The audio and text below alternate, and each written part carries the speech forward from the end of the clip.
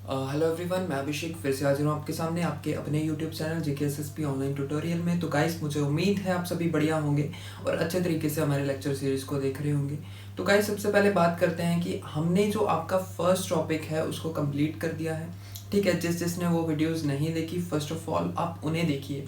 And आज जो हम करने वाले हैं उसका नाम है रिलेशन एंड फंक्शन, क्योंकि वो प्योरली उस पर डिपेंडेंट है। ये जो चैप्टर हम आज स्टार्ट करेंगे ये डिपेंडेंट है किस पे? सेट थ्योरी पे। अगर आपने सेट थ्योरी पढ़ी हुई है तो इसको आप अच्छे से कर सकते हो। ठीक है, तो पहले आपको वही चीज़ पढ़नी चाहिए। ओके, अब बढ़ते हैं हम आज के टॉपिक की तरफ। तो रिलेशन एंड फंक्शन में हम क्या क्या चीज़ें पढ़ेंगे, पहले मैं आपको वो चीज़ें बता देता हूँ। तो हम इसमें पहले पढ़ेंगे कार्टेशियन प्रोडक्ट। क्या पढ़ेंगे? Cartesian product. दूसरी चीज पढ़ने वाली है इसमें relation, and third thing is functions.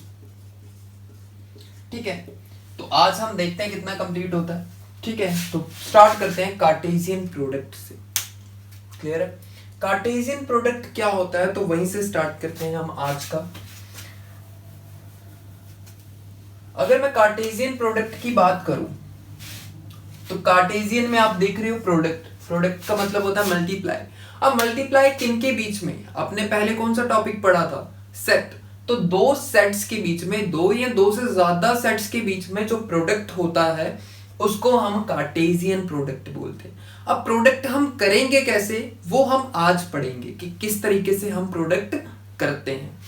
आपने देखा कि हमारे पास मान लो दो सेट हैं, let A and B be two non empty sets. Non empty होने चाहिए सेट्स।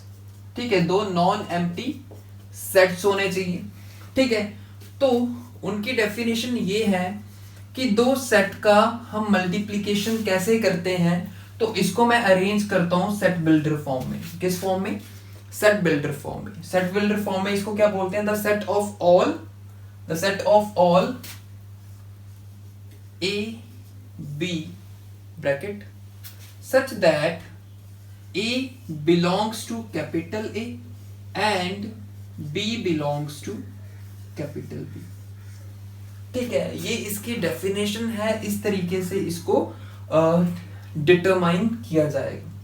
क्लियर है? अब आप देख रहे हो A और B का जो मल्टीप्लिकेशन है वो इस चीज के बराबर होता है। पीछे हमने क्या पढ़ा था? The set of all x, but यहां पे क्या है? ब्रैकेट्स हैं। इसको बोला जाता है ऑर्डर्ड पेयर्स। क्या बोला जाता है इसको? Ordered pairs. चलो मैं इसकी एक एग्जांपल देके आपको समझाता हूं। 1 2 और b के एलिमेंट्स हैं a b। ठीक है, अब इसका मल्टीप्लिकेशन कैसे होगा तो ध्यान से देखते जाना। अब इसका जो पहला एलिमेंट होगा ना, फर्स्ट सेट का, फर्स्ट सेट जो यहाँ फर्स्ट सेट लिखा रहेगा ना, उसका जो पहले सेट का पहला एलिमेंट होगा वो इसके पहले सेट के साथ इस तरीके से कॉम्बिनेशन बनाएगा, जिसको हम क्या बोलते हैं? ऑर्डर पेयर्स बोलते हैं। ठीक है, अब देखना ये कैसे बनता है। 1 और a, समझ आ रही है? इसका 1 और इसका a। फिर इसका 1 देखो, ये इसके साथ भी कॉम्बिनेशन बनाएगा, ये इसके साथ भी कॉम्बिनेशन बनाएगा। ठीक है, और फिर उसके बाद 2 इसके साथ भी बनाएगा और इसके साथ भी बनाएगा। समझ आ रही है? अब दूसरा क्या बनेगा? दूसरा बनेगा 1 और b। थर्ड क्या बनेगा? थर्ड बनेगा यहाँ पे 2 और a। उसके बाद क्या बनेगा? 2 और b। तो आप देख रहे हो इस तरीके से हमारा सेट तैयार हो जाएगा, जिसको बोलते हैं हम क्या? Cartesian product. ठीक है, और ये सब क्या है? ये सब ऑर्डर्ड पेयर्स हैं। क्या है? Ordered pairs. ऑर्डर्ड पेयर्स इसको क्यों बोला जाता है? सिर्फ पेयर्स बोलते, तब भी तो हम पेयर्स भी तो बोल सकते थे, लेकिन ऑर्डर्ड पेयर बोलने का मतलब ये है कि आप इसको इंटरचेंज नहीं कर सकते। इंटरचेंज क्यों नहीं कर सकते?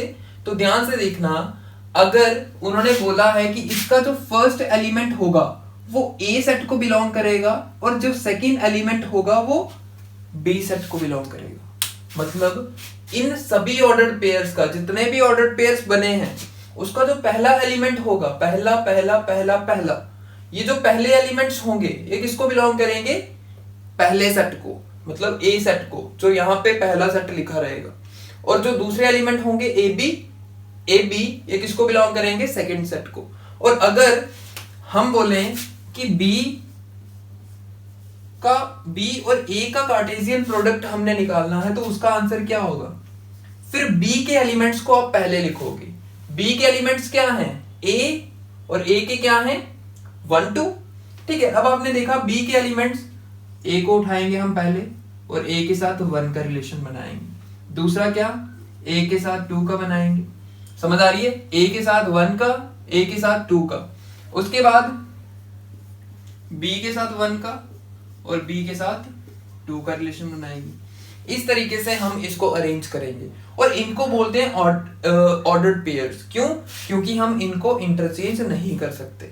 और अगर बोला जाए a multiply b is equal to b multiply a, तो क्या ऐसा हो सकता है, कभी भी नहीं। आप देखोगे इसकी ऑर्डर्ड पेयर्स डिफरेंट हैं और इसकी ऑर्डर्ड पेयर्स डिफरेंट हैं, तो ये नॉट इक्वल होंगे।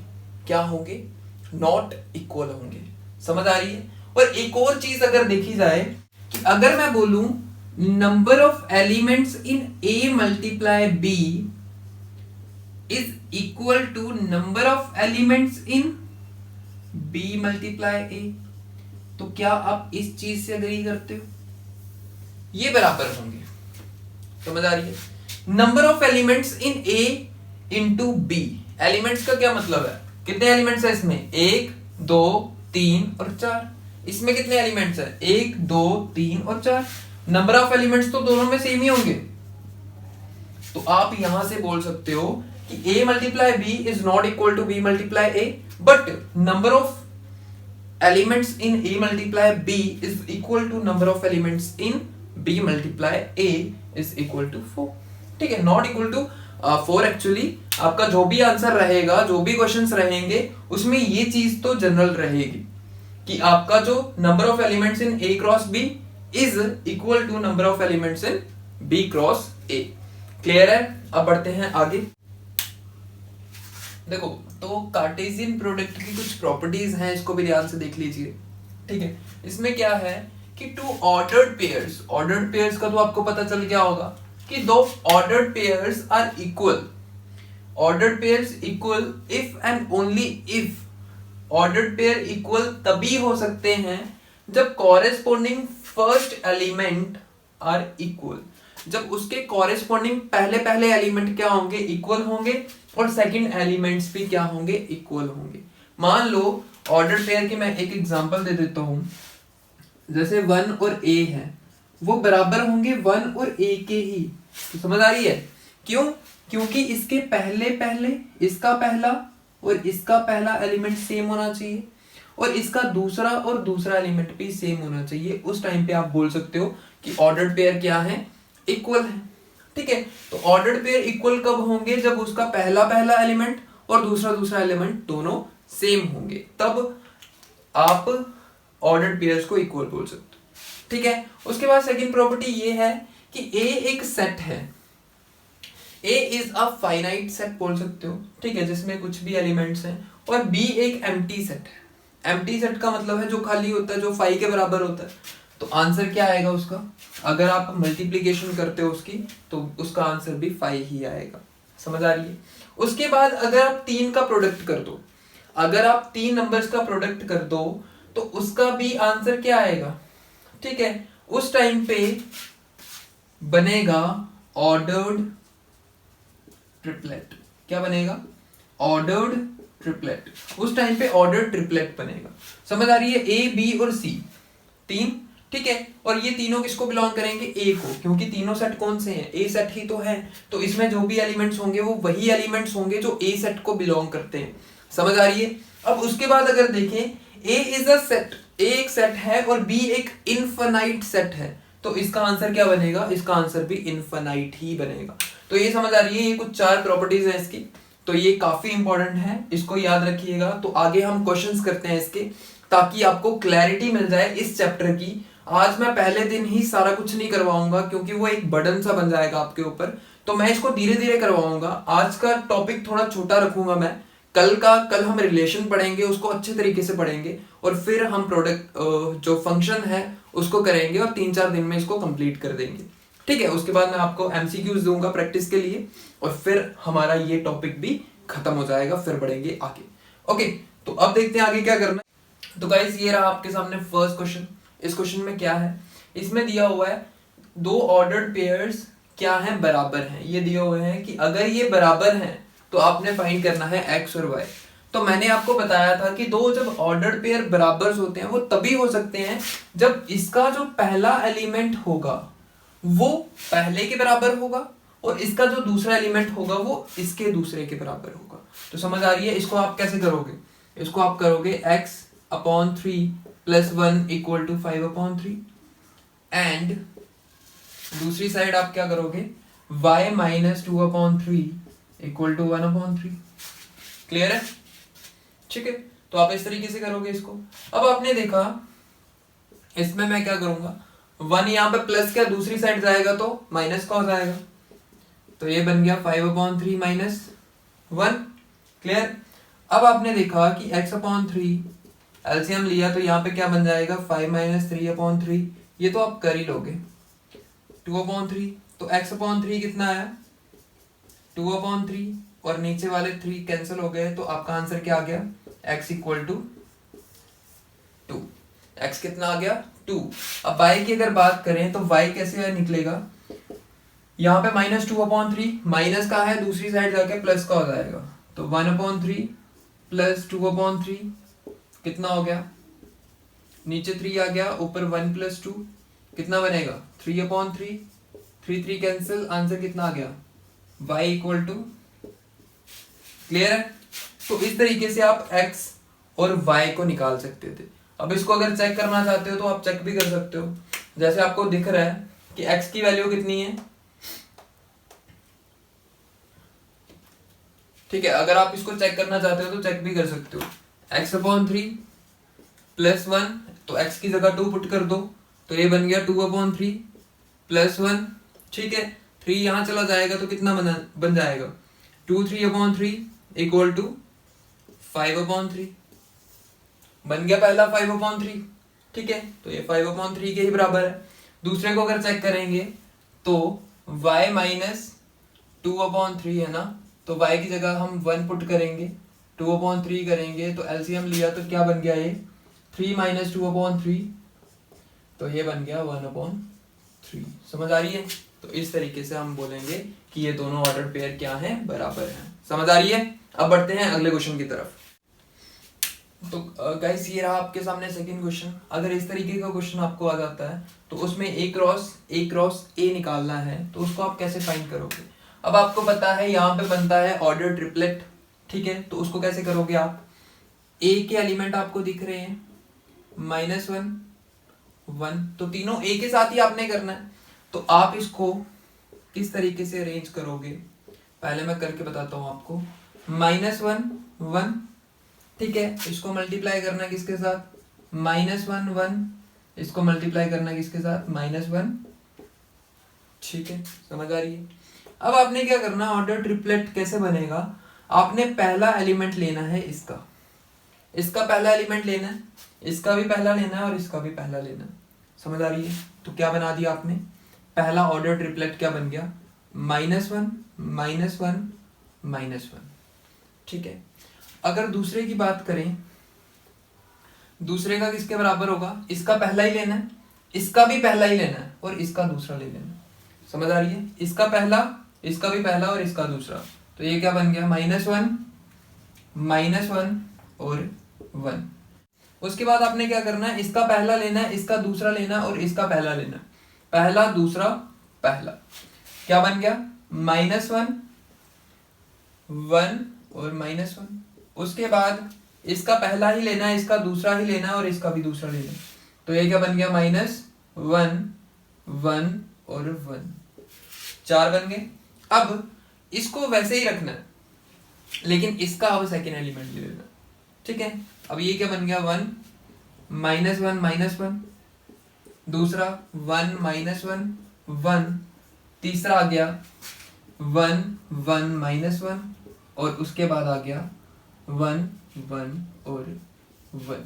तो ये आपके आंसर बनेंगे A cross A cross A के। ठीक है, अब एक और प्रॉपर्टी थी जिसको मैं बताना भूल गया, वो इसके थ्रू मैं बता देता हूँ कि नंबर ऑफ एलिमेंट्स, अगर बात करें number of elements of A cross B, तो वो बराबर होते हैं किसके, number of elements of A multiply number of elements of B. ठीक है, तो अगर मैं बात कर रहा हूं number of elements of A cross A की, तो इसके नंबर ऑफ एलिमेंट्स किसके बराबर होंगे, number of A multiply number of B multiply number of C. तीनों के एलिमेंट्स को मल्टीप्लाई करके, पहले के एलिमेंट्स कितने हैं 2, तो सबके एलिमेंट्स कितने हैं 2 2। क्या आंसर आएगा इसका, 8 एलिमेंट्स आएंगे। तो यहाँ पे कितने बने हैं 8 एलिमेंट्स, 3 4 5 6 7 8। ठीक है, तो समझ आई इसको किस तरीके से बनाया हमने। तो आप इसकी प्रैक्टिस करना, अगर किसी को क्लियर नहीं हुआ होगा तो पूछ लेना कमेंट सेक्शन में। ठीक है, अब बढ़ते हैं आगे। तो गाइस मैंने फिर से थर्ड क्वेश्चन वैसा ही लिया है जैसे मैंने आपको एक बार पहले भी क्वेश्चन समझाया है। ठीक है, वो इसलिए कि अगर किसी को क्लैरिटी नहीं हुई होगी तो इससे हो जाएगी। देखो, अब आपने निकालना है G cross H। G cross H में क्या होगा, सबसे पहले तो आपको ये पता होना चाहिए कि अगर इसके 2 एलिमेंट हैं, इसके अगर 3 एलिमेंट हैं, तो इसका जो प्रोडक्ट बनेगा उसमें कितने एलिमेंट्स होंगे, 2 × 3 करके 6 कर दोगे आप। ठीक है, अब इसको निकाल भी लेते हैं, ये बनते कैसे हैं। G और H, तो पहला एलिमेंट G का होना चाहिए, दूसरा H का होना चाहिए। पहला एलिमेंट G का 7 ले लिया और इसका 5 उठा लिया। इसका पहले भी इसका फिर से हमने 7 ही लिया और इसका हमने 4 ले लिया। इसका हमने 7 ही लिया और इसका हमने 2 ले लिया। ठीक है, इसको आगे बढ़ाते जा रहे हैं, 5 4 और 2। उसके बाद हमने क्या किया, इसका 8 ले लिया और इसका 5, 8 4 8 और 2। इस तरीके से हमने G और H निकाल लिया। कितने हैं 6। H और G अगर निकालना हो, अब H को पहले रखेंगे। H का क्या है 5 और इसका क्या है 7, 5 7 हो गया। और फिर एक सेकंड, 5 7 है तो 5 के साथ ही 8 को भी रखेंगे, 5 8 हो गया। ठीक है, उसके बाद दूसरा क्या है 4 7 और 4 8 हो गया। उसके बाद थर्ड है 2 7 और 2 8 हो गया। इस तरीके से आप इसके एलिमेंट्स को लिखोगे। ठीक है, GH भी निकल गया और आपका क्या निकल गया, H और G भी निकल गया। और आपको ये भी पता चल गया कि इसको आप फाइंड आउट कैसे कर सकते हो कि इसके कितने एलिमेंट्स बनेंगे। समझ आ रही है, थर्ड क्वेश्चन भी हो गया। उसके बाद बढ़ते हैं फोर्थ क्वेश्चन की तरफ। तो गाइस ये जो क्वेश्चन है आपके सामने, इसमें क्या दिया हुआ है, इसमें कार्टेशियन प्रोडक्ट में बोला गया है कि 9 एलिमेंट्स हैं, अमंग विच आर फाउंड, जिनमें से हमें मिले हैं 2 एलिमेंट्स, 2 ऑर्डर्ड पेयर्स हमें मिले हैं।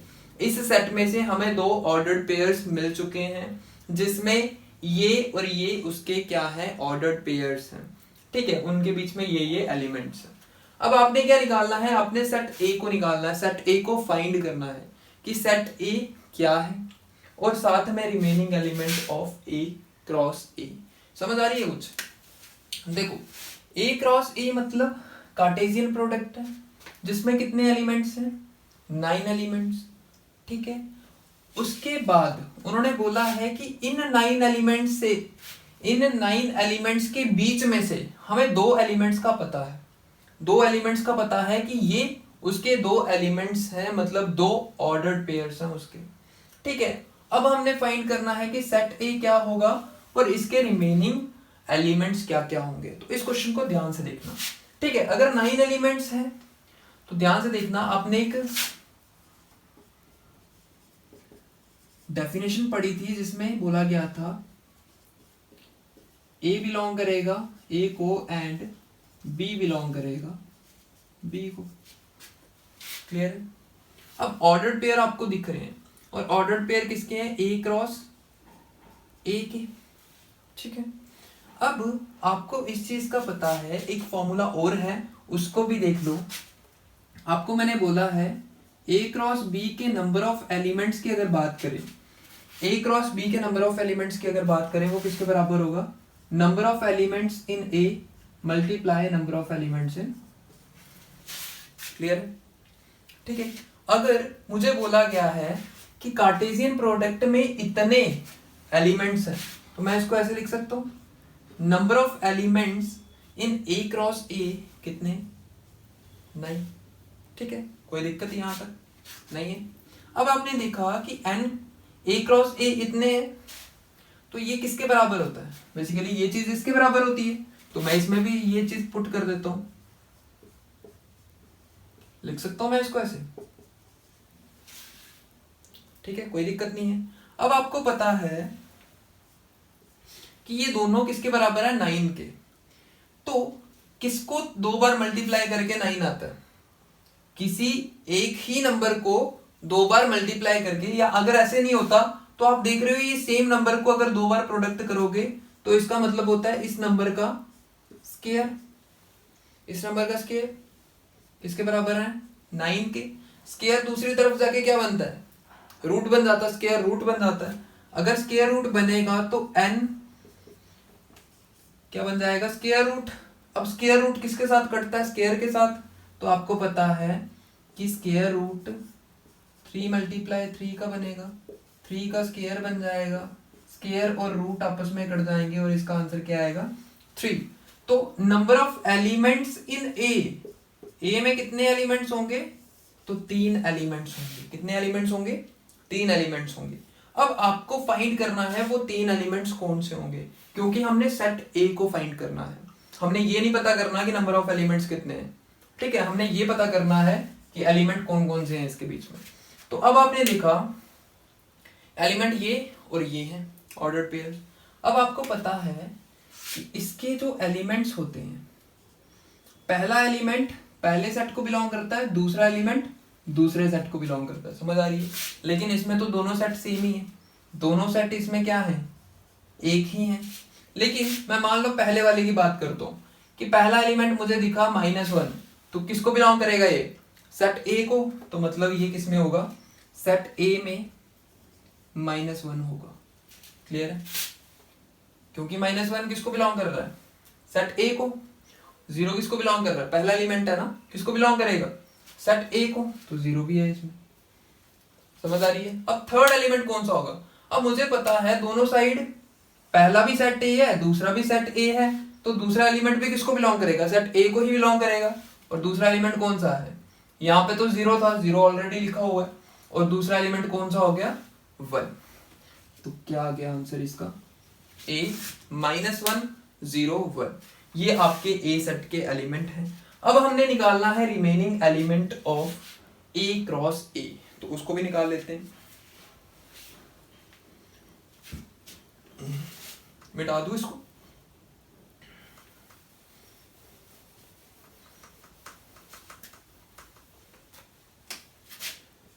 A के एलिमेंट हैं -1 0 और 1। A क्रॉस A अगर निकालेंगे तो दोनों तरफ लिख लो इसको ही, -1 0 और 1। अब आपको पता है पहले हमें इसको लेंगे, इस पूरे के साथ बनाएंगे।